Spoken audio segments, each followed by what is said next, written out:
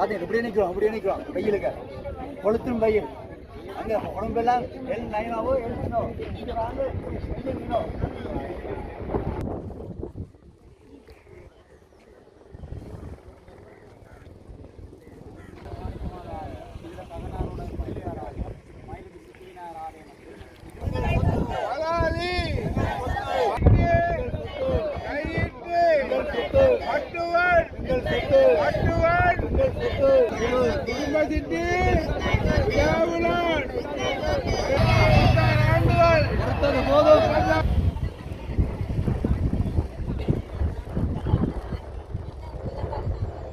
உயிர் வாழ்றதுக்கான தண்ணி இந்த பிரதேச சபை சுகிர்தன் அவர்கள் இது 2022ஆம் ஆண்டு ராணுவம் மக்கள் பாவனைக்கு விட்ட இடத்துல வச்ச தண்ணிக்காரையும் ஒரு மொபைல் டாய்லெட்டையும் வச்சது போலீஸ் வந்து அதை தள்ளி விழுத்தி எடுத்து கொண்டு போயிருக்கிறார்.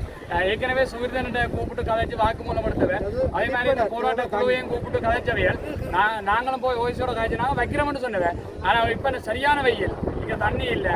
ஒரு பெண்கள் இதில் பெண்ணுக்கு பாத்ரூம் போகிறதுக்குரிய டாய்லெட் வசதி இல்லை. முன்னுக்கும் ஆமி விட இல்லை. அங்காலே ஆமி ஹோட்டல் நடக்குது, அங்கே இருக்குது, அங்கேயும் விட மாட்டான்.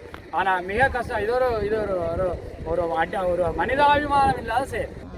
இப்போ நாங்கள் வந்து அகதிகள் என்ற போர்வைக்குள்ளே வாழ்ந்து கொண்டிருக்கிறோம். அகதிகள் நாங்கள் எல்லாம் இப்போ அகதிகள் தான். என்னென்னு சொன்னால் இப்போ எங்களோட சொந்த காணி இதை விட்டு இலங்கைக்கே நாங்கள் அகதிகள் இப்போ வந்து இருக்கிறாங்க. புலம்பெயர்ந்து போய் அகதிகள் வாழ்க்கை வாழினம்ன்றதை விட நாங்கள் இலங்கை நாட்டிலே அகதிகளாக தான் வாழ்ந்து கொண்டிருக்கிறோம். எங்களுக்கு ஒரு சொந்த காணி சொந்த வீடு இல்லாமல் ஆக்கி விட்டுருக்கணும். எங்களோட காணிகளை விட்டு எங்களுக்கு ஒன்றுமே இல்லைன்றது மாதிரி எங்களை தெருக்கோடிகள் மாதிரி தெருவா திரிஞ்சு வாங்கோன்றது மாதிரி எங்களை அகதிகள் வாழ்க்கை வாழ்ந்து இப்படியே நாங்கள் ஓடுபட்டோம்னான் இருக்கிறோம்.